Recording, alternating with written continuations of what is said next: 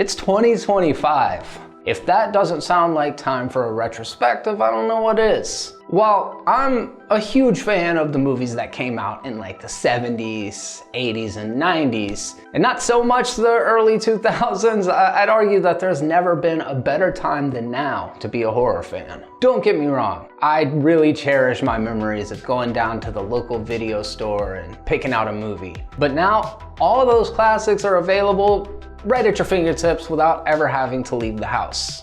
Plus, with our access to so many different streaming services, there's always some undiscovered gem just waiting to be found. So for this video, I wanted to create a list of top 25 of the greatest horror thrillers created over the last 25 years. Think movies inspired by Hitchcock, Friedkin, the Coen brothers, David Lynch, and David Fincher. To me, a thriller is a movie that's more focused on psychology and suspense than it is monsters and ghosts. Thrillers often involve a mystery, a murder, and a madman. Or woman. Horror thrillers contain the same elements but typically have a greater focus on the dread and the horror aspects. Look, genre categorization is arbitrary, subjective, and nearly impossible to nail down. But like the good Supreme Court Justice Potter Stewart once said, I know it when I see it. He was talking about hardcore porn, where we're talking about horror movies, but the sentiment is still the same. When deciding whether or not a movie should go on this list, I simply ask myself a few questions. 1. Is its primary goal to scare, shock, or disturb you?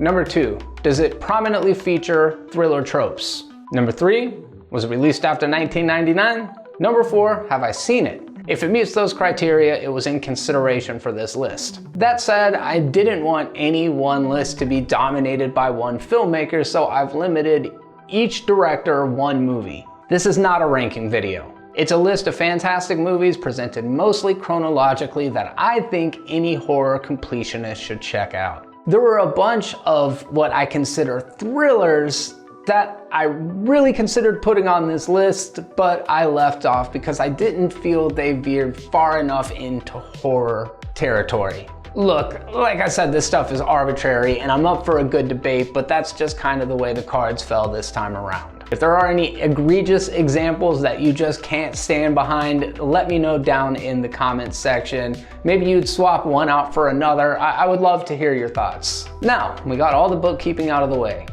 Here's your list of the 25 greatest horror thrillers released in the last 25 years in about 25 minutes.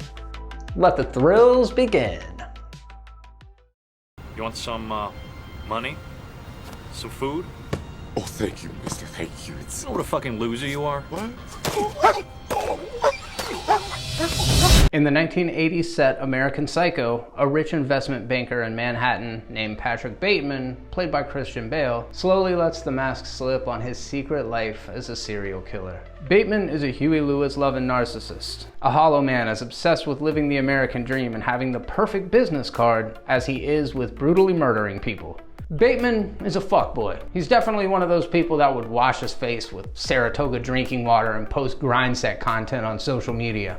Christian Bale is known for his ability to fully morph into roles, but this one in particular fits him like a glove. The satire is strong in American Psycho, and while it's set in the 1980s, the type of men it aims to deconstruct are more powerful and influential now than they were back then. You get my drift. And I gotta get construction crews in here by Columbus Day, so you got a guesstimate how long? With 4 really good guys, 1 week, we're gone. That's fast. I need the job. Session 9 is a film that relies on atmosphere and dread.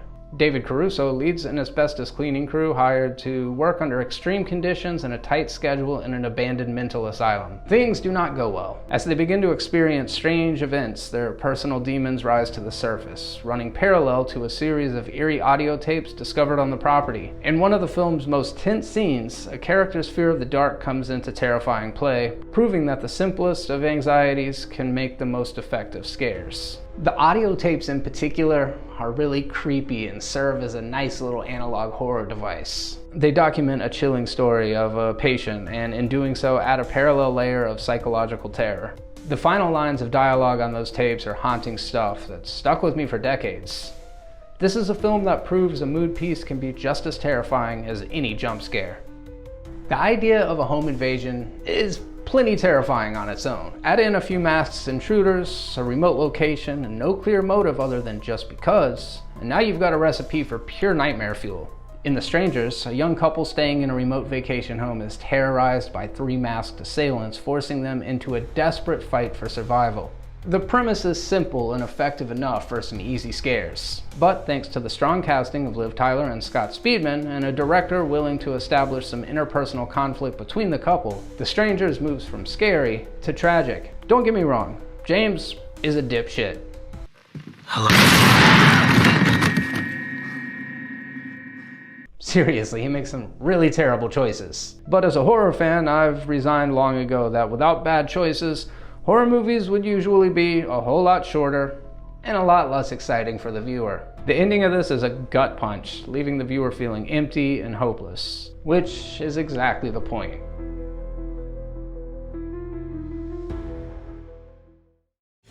Will you go to the dance with me? Sorry, Loma. I'm going with Holly.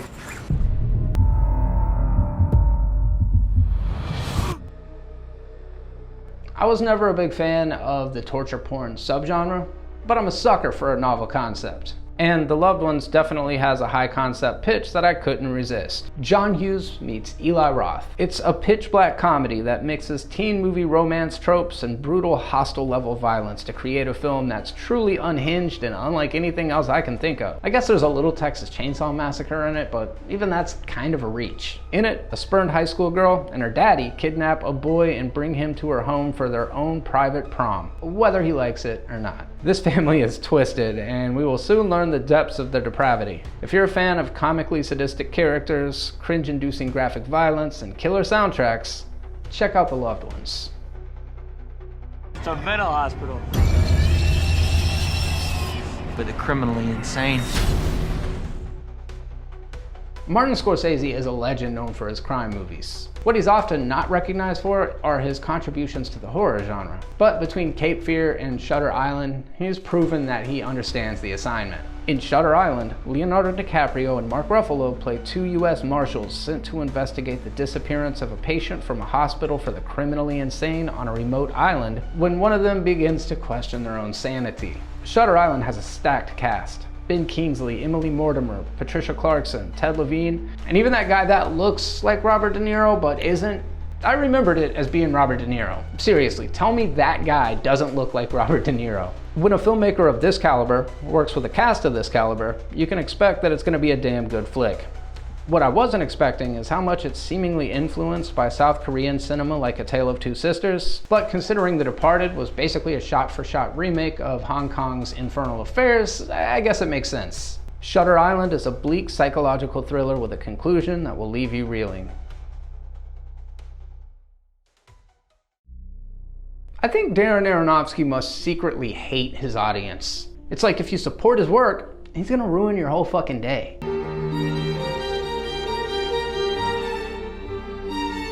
Anyway, in Black Swan, a ballerina played by Natalie Portman in pursuit of a lead role in Swan Lake loses her grip on reality as she descends into a psychological breakdown. The movie has Roman Polanski vibes while still bearing Aronofsky's distinct style. In some ways, it's similar to American Psycho, in that our leads are unreliable narrators and that things happen as the film progresses that leave us questioning reality. Portman's committed performance grounds the film's bent towards surrealism in the final act. It's a movie about the pursuit of perfection, and the film itself nearly achieves this perfection. I just want you all to know how much it means to us that you're all here. Thanks to Mom and Dad. What is that? This wasn't a random attack.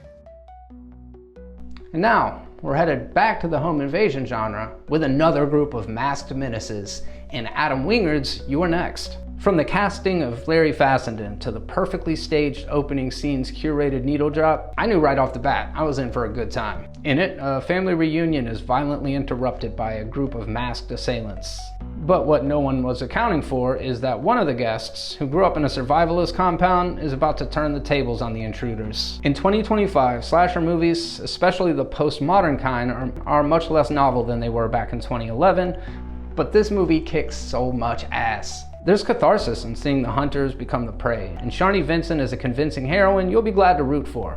I like the killer's masks, and indie horror darlings AJ Bowen, Joe Swanberg, and Ty West all have acting roles, alongside Scream Queen Barbara Crampton. If you're on the hunt for a killer slasher home invasion movie with action and comedic elements, Your Next should be next on your list. What's up? Nothing much. I'm actually just trying to meet some new friends. It's such an idiot!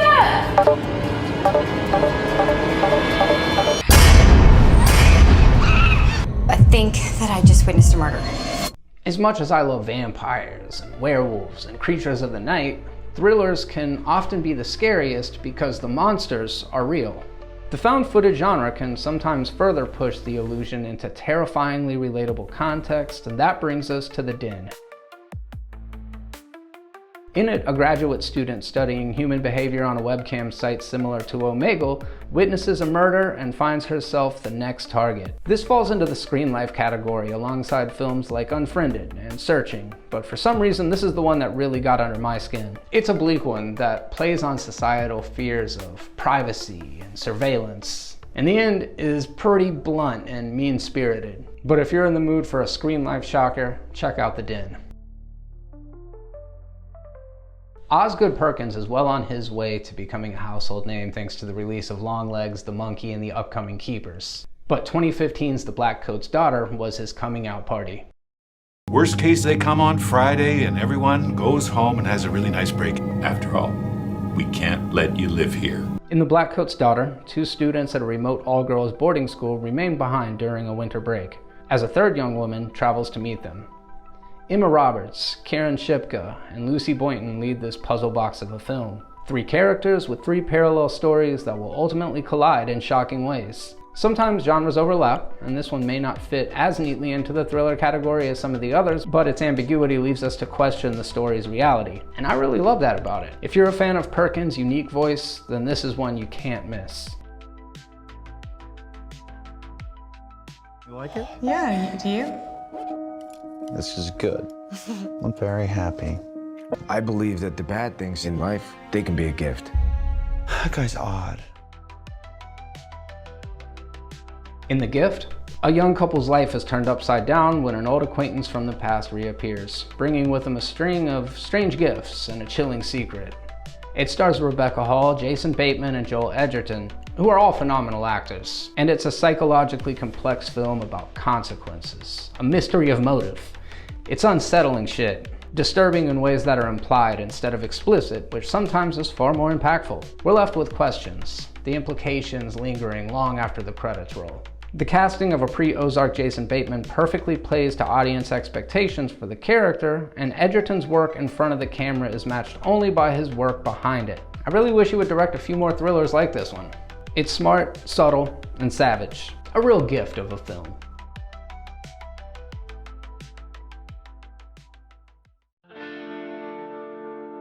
Bone Tomahawk is one of the best genre-bending hybrids out there. Mrs. O'Dwyer was abducted. She is my everything, and those savages have got her.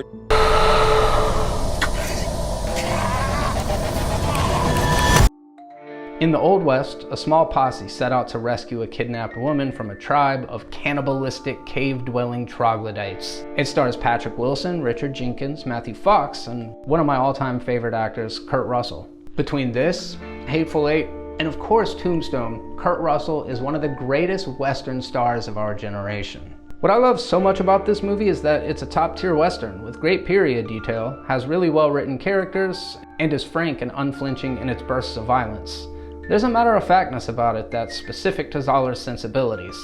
Long stretches of the runtime are spent on scenes of dialogue between the characters, subverting archetypes and giving each of them depth and humanity as they march toward an uncertain end. Is it a horror thriller? Yeah, among other things. It's grim and bleak and tinged with horror. Plus, the ending is a bonkers showdown with one of the gnarliest kills you'll likely see in a Western. No bones about it, Bone Tomahawk is awesome.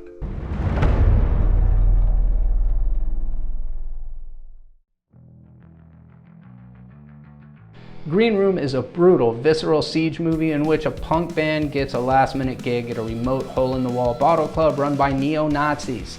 only to find themselves trapped in the green room after witnessing a brutal murder. The cast in this is phenomenal, with the late Anton Yelchin, Imogen Poots, and Alia Shawkat all shining. But the real standout is Patrick Stewart, playing completely against type as the ruthless leader of the Nazis. He just oozes menace in every frame. If you're familiar with the director's work, you'll know what to expect. A tense and relentless ordeal. If you've never seen any of his films, get ready for one of the most stressful, grimy, and edge-of-your-seat watches you'll ever see. There's an authenticity to the world he creates that was recognizable to me as someone who played in a band. I related deeply with their naivety as things went from bad to nightmare. It is legitimately fucking scary. Can these young punks survive the night and escape these experienced killers? You'll have to watch and see. What do you say you and I move away from Mom together? It's a promise. Money's probably in there. Who's there? Stay right there. Now let's move from one grimy siege movie to another with Don't Breathe. In it, three friends break into the house of a blind man to rob him, only to discover too late that he's no easy mark. In fact, he's a sick, twisted motherfucker. You ever notice how many of the best horror movies of the 21st century just happen to be set in Detroit? I wonder if that's a coincidence. I love this movie.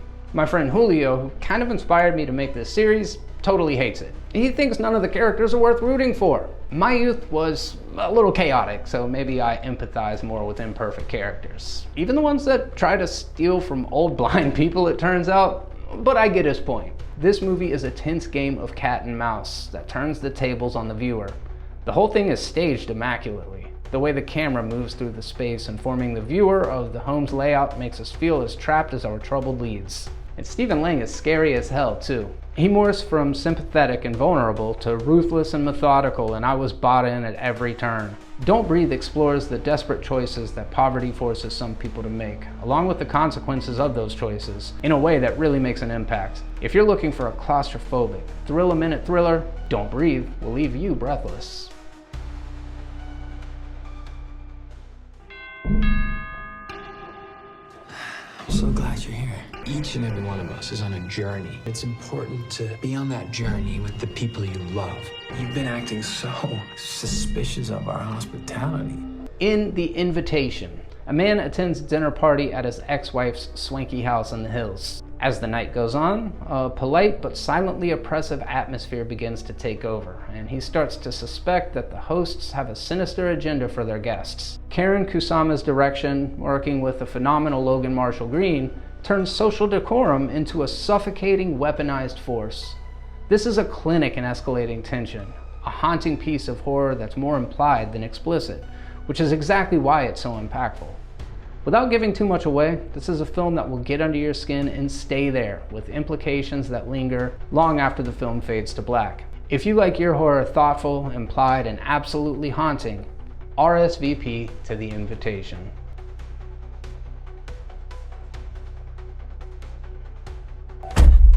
Hey, pardon me, sir, I think you have the wrong car. James McAvoy faces off against Anya Taylor-Joy in this sneaky follow-up to Unbreakable.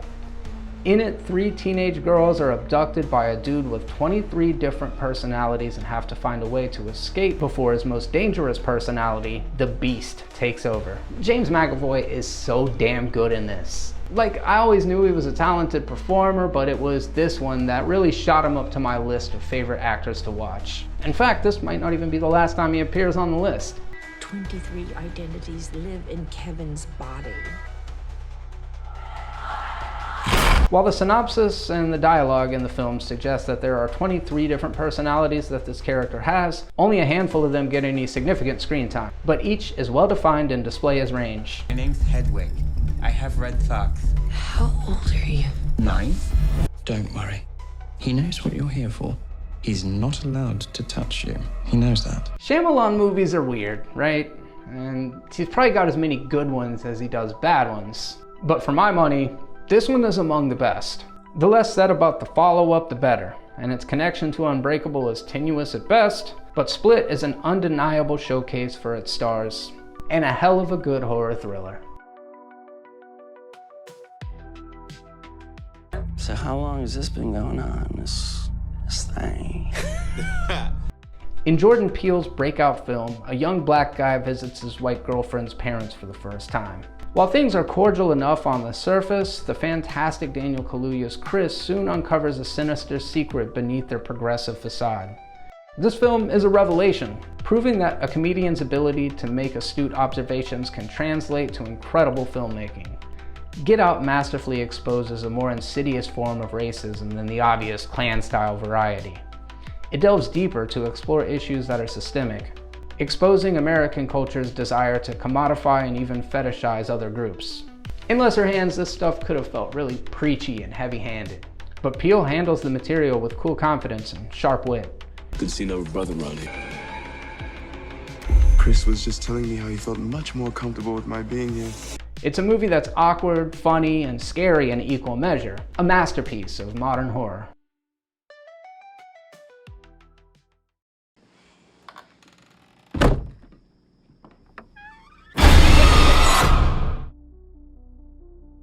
"40+ years later, and Michael Myers' legacy has some highs and lows.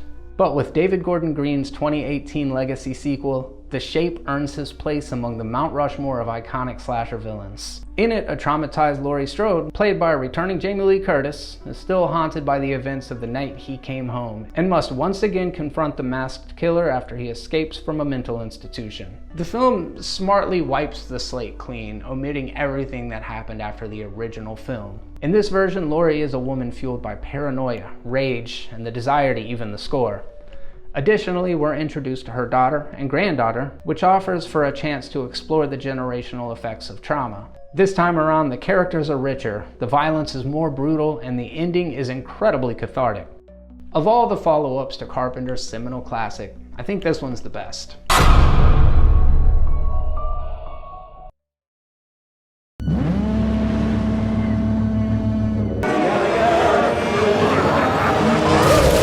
In The Lighthouse, two keepers in the late 19th century New England are driven to the brink of madness by isolation. This story, which director Robert Eggers conceived with his brother Max, was initially inspired by an unfinished tale from Edgar Allan Poe. It stars Robert Pattinson as Wake, a newly hired keeper, and Willem Dafoe as Winslow, the grizzled veteran. Throughout their month-long stint, their relationship evolves and deteriorates right along with their sanity, thanks to copious amounts of alcohol, and then when that runs dry, kerosene. Seems safe. The movie is as crazy as its characters, oscillating tonally between moments of tension, tenderness, and sheer madness. Robert Eggers has quickly become one of the leading voices in the horror genre. He takes no half measures, and this film further cements him as a visionary with a style unlike any other. If you want to see a pitch-black comedy thriller featuring two actors at the top of their game, seek this one out.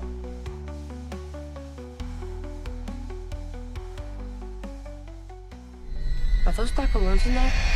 Would you like to see a magic trick? I carved it in the wall. Including the black phone with horror thrillers instead of with supernatural horror was a choice. It would have probably been better suited for the latter, but that ship has sailed and I really wanted to recommend it, especially before the release of the follow-up. Scott Derrickson, who also gave us Sinister, comes back to horror after playing in the MCU sandbox, and his return was a triumphant one. In it, a teenage boy is abducted by a notorious masked killer called the Grabber, played by Sinister's Ethan Hawke. While locked in a soundproof basement, he begins to get phone calls on a disconnected black phone from the killer's previous victims, which cryptically provide him with clues on how to survive. Hawke is awesome here. He's easily one of my favorite working actors, and he makes choices with his performance that I couldn't have anticipated, crafting a character whose unsettling presence lingers even when he's off screen. Would you hand me my hat? Yes, sir. Derrickson is clearly way more into Ghost Kids than I am, but I much prefer the way they're used here than the way they were used in Sinister. Black Phone 2 will be out before long, and I'm excited to see what's next for the Grabber.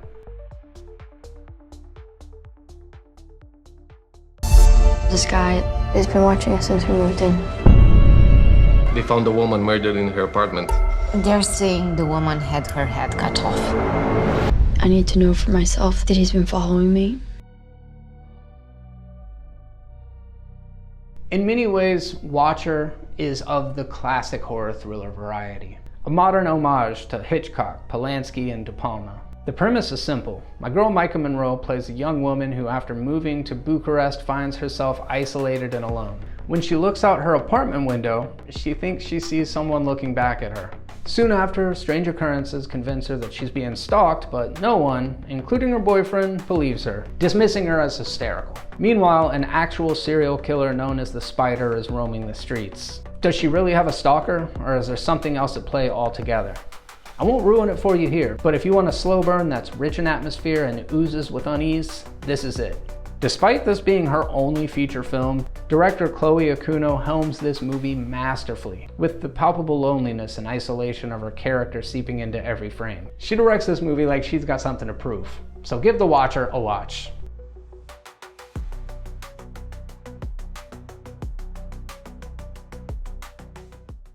This process might seem overwhelming, but with a little practice, it can soon become a pleasurable experience. We're headed back to Detroit for the directorial debut of one of the whitest kids you know, Zach Cregger. In Barbarian, a young woman played by Georgina Campbell is on her way to a job interview. She reserves an Airbnb for the trip, but when she gets there, she learns it's been double booked with a man played by Bill Skarsgård. With no good options, she decides to stay the night to get out of this sketchy neighborhood that she's found herself in. What follows is a brilliantly crafted encounter between a wisely guarded woman and a self-aware man doing everything he can to put her at ease, which sorta reads as a red flag itself. The whole thing is cleverly suspenseful, playing on audience expectations and then subverting them over and over. Things get a whole lot more insane when it's revealed that the scenario is just a setup for something far more bizarre than anything we could have suspected. If you haven't seen it and have managed to avoid spoilers, don't do any more investigating, just watch this movie.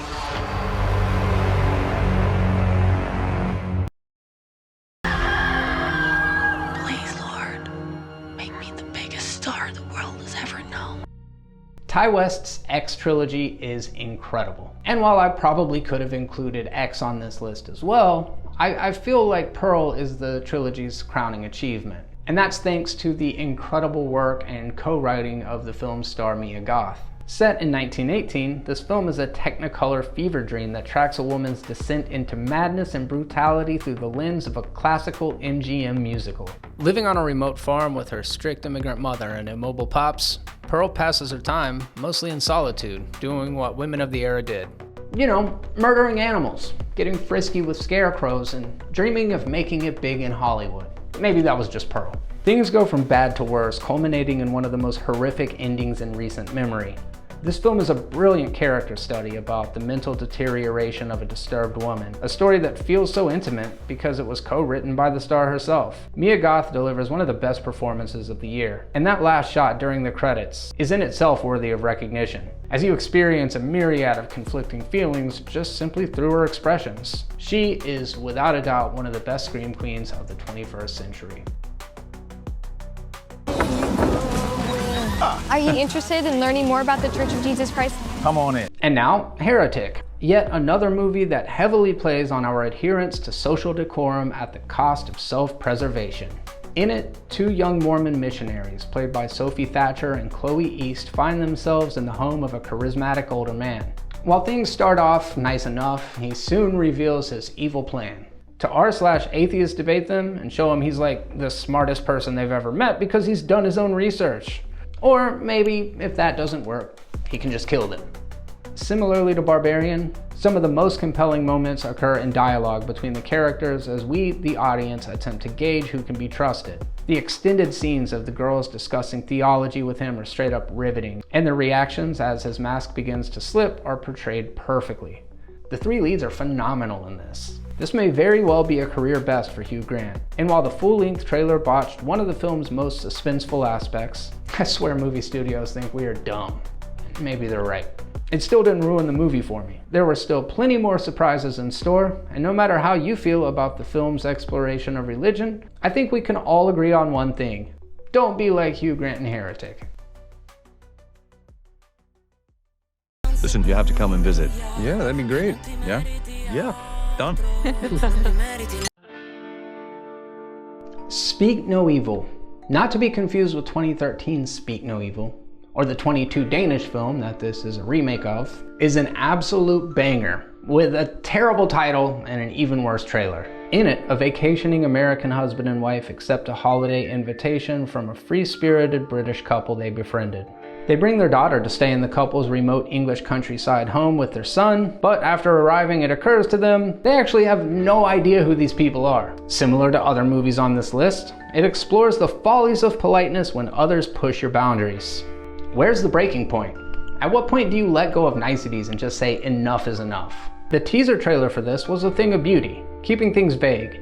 Is this couple who they claim to be, or is there something sinister bubbling under the surface? The next trailer, however, underlined and bolded that these people were very much not who they claimed to be, and I wish that revelation could have been saved for the film itself. Again, studios think we're stupid, but despite that, it didn't ruin the film for me. There are still a lot more surprises in store, and the film is paced incredibly well, ratcheting up the tension until the explosive and cathartic climax. I went and watched the original after having seen this one, and for my money, I like this one more. Thanks in large part to James McAvoy's performance. I want something intimate, something romantic.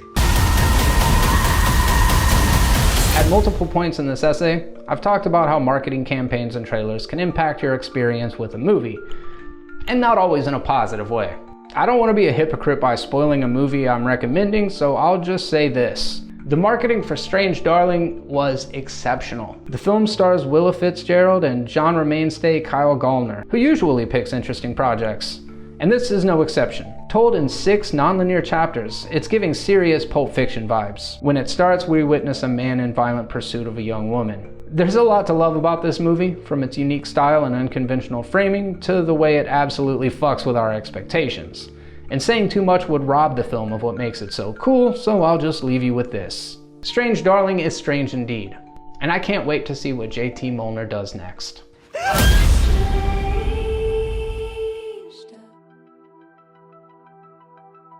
And there you have it, my list of top 25 greatest horror thrillers released in the last 25 years in about 25 minutes? Plus or minus, based on the intro and the outro of the video. Thank you so much for being here. Let me know what your thoughts on my choices were down in the comment section below. I would love to start a conversation. If there are any movies that were omitted that you really think I should have included, let me know. Perhaps I've never seen them before, but you know, as a byproduct of it being a list of 25, there are inevitably more great movies than there are spots that I could include. But hopefully this list could offer you a few recommendations, or at least inspire you to go back and perhaps watch one of these movies again. If you enjoy this type of content, make sure you click the thumbs up button and subscribe. That way you can stay up with all of our excursions into the darker corners of cinema. I'm Jeremy, and until the next time, horror never dies.